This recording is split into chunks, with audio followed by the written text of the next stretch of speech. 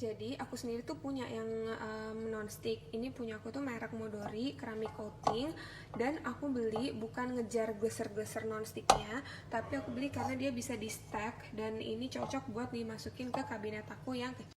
Prinsipku kalau pakai non-stick, saat dia ngopek-ngopek itu adalah saatnya ganti kayak gitu. Terus kalau misalnya nggak mau ganti gimana? Ya udah, kalau kata orang Sunda mah mau apa ya, mau nggak akan ujuk-ujuk mati karena makan lapisan si keramik ini. Tapi suamiku tuh suka banget sama telur ceplok setelah matang. Akhirnya kita decide buat beli si Teflon Murmer ini dengan ukuran kecil pas buat telur ceplok. Jadi tuh bener kalau misalnya nyeplok tuh tinggal masukin telur terus jret-jret gitu. Jadi nggak pakai sutil dan dia masih bagus sama sekali, nggak klopek-klopek. Dan kedepannya kita berencana ya udah buat telur beli aja yang kecil-kecil Murmer gini. Jadi kalau misalnya rusak ganti gitu.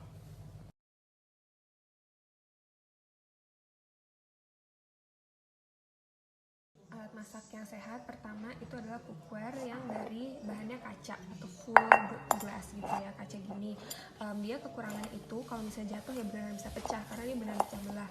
Terus kedua, kekurangannya dia juga agak lama panasnya, tapi dia tuh seoke itu karena ini sebenarnya di antara alat masak yang lain dia itu paling sehat nih, yang dari bahan kaca termasuk yang paling sehat.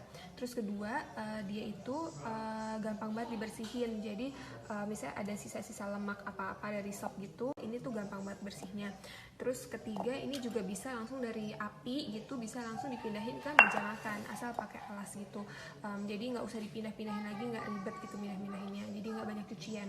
Nah tapi menurutku ini tuh cocoknya buat sop-sopan aja, nggak cocok buat deep fry atau masak telur karena bakal lengket banget gitu. Jadi ini oke, tapi buat sup-supan aja. Oh ya, kekurangan satu lagi, harganya mahal.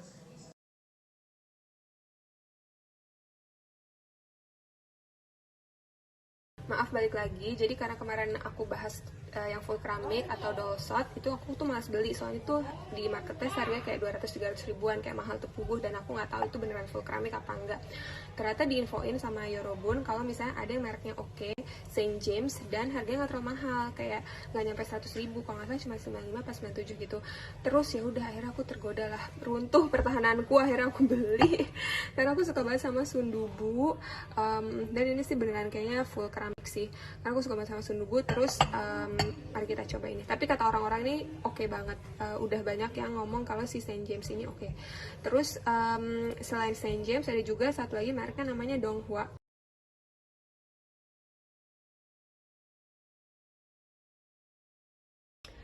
Oke, dari carbon steel dulu karena kayak pembahasannya nggak akan sepanjang stainless steel sama cast iron. Yang carbon steel yang aku punya itu dia diameternya 36 cm, terus ini handle-nya dari kayu, ini yang biasa dipakai sama abang-abang nasi goreng.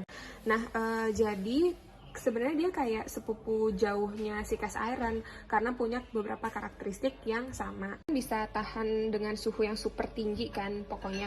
Nah ini sama si carbon steel juga, dia bisa tahan sama aja kayak cast iron dengan suhu yang super duper duper tinggi gitu. Jadi mau di fried atau apa jangan khawatir. Nah tapi bedanya dia itu super jauh lebih ringan daripada cast iron. Ini aku kayak ngangkat pakai satu tangan ini super gampang, nggak kesusahan. Padahal lagi megang satu HP. Jadi bedanya kalau cast iron itu berat banget, kalau ini tuh jauh lebih ringan. Terus deh kayak gitu, kalau misalnya di season dengan baik, ini udah bukan jadi semi non-stick lagi, tapi dia bisa beneran jadi non-stick. Jadi gampang banget buat goreng-goreng atau deep fried, misalnya goreng ikan, ini super nggak lengket sama sekali kalau di season dengan baik. Terus apa lagi ya? Oh ya, dia juga cepat panas, ini cepat banget panasnya, kayak si stainless steel. Tapi dia tuh nggak boleh dipakai buat masak yang ada kayak lemon atau tomat yang banyak-banyak, itu nggak boleh karena si zat asidik itu bisa bikin lapisan anti lengket yang sudah terbentuk secara alami ini terkelupas kayak gitu. Terus kedua, kekurangannya juga dia maintenance-nya sama persis kayak cast iron, jadi harus seasoning sebelum makan, setelah makan harus diminyakin. Pokoknya kalau misalnya nggak diminyakin itu bakal karatan. Jadi itu pentingnya diminyakin tuh itu. Jadi pokoknya maintenance-nya sama persis kayak cast iron. Aku lupa sebutin salah satu kelebihan utamanya dia, yaitu murah. Itu tuh kayak super affordable menurut aku, harganya sekitar 200-300 ribuan. Dan iya, ini yang biasa dipakai sama abang-abang nasi goreng. Terus menurut aku ini cukup versatile, jadi minimal satu rumah tangga punya satu wok sebesar ini untuk deep fried dan lain-lain.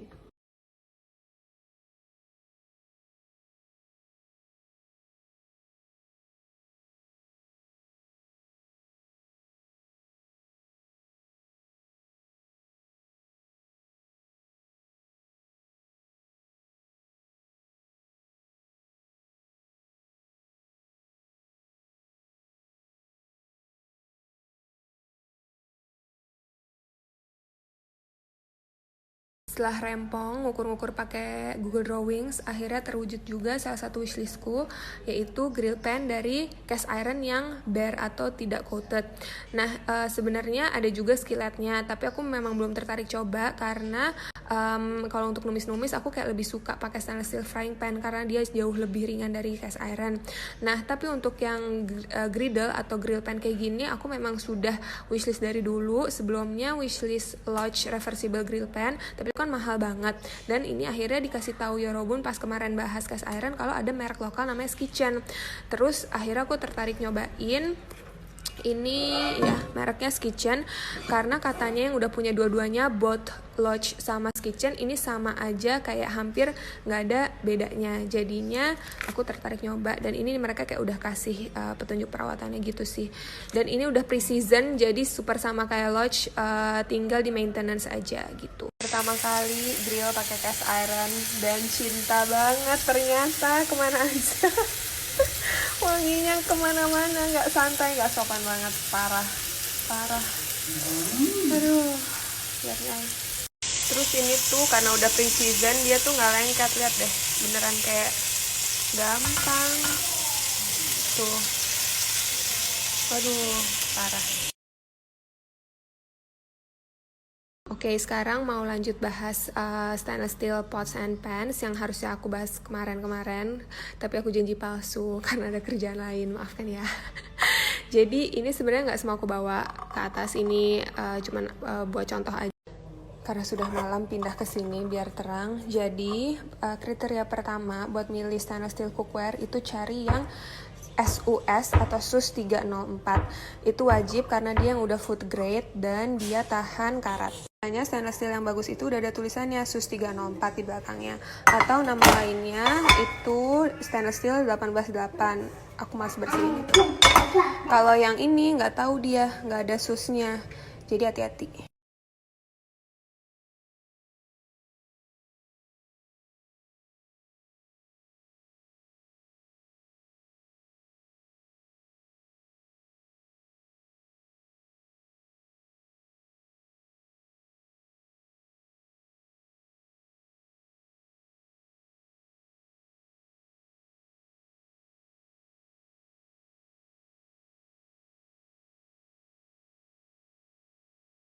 Buat yang nanya handle-nya panas apa enggak, ini aku balik ya.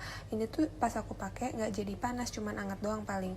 Karena aku pakai handle-nya yang hollow, ini ada kayak bolongannya di sini biar panasnya keluar. Ini juga ada bolongan dan dia ada jaraknya, nggak nempel langsung. Ini yang bagus. Ini frying pan, ini sautepan jauh lebih tinggi dikit. Yang ini saucepan super lebih tinggi. Dia semuanya triple, tapi yang ini disc bottom atau bawahnya doang. Kalau yang ini dia full body, kelihatan ya pinggirnya bedanya. Nah kalau yang full body ini nggak akan cepet gosong kayak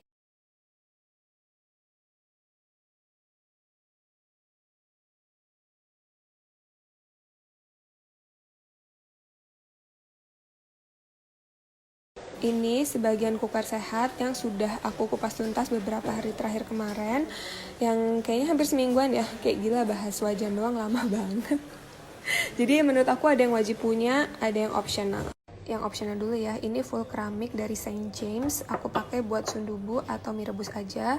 Yang ini carbon steel frying pan 13 cm dari IKEA Vardagen, aku pakai khusus buat ceplok telur aja karena yang lain lengket, kalau yang ini enggak, terbaik.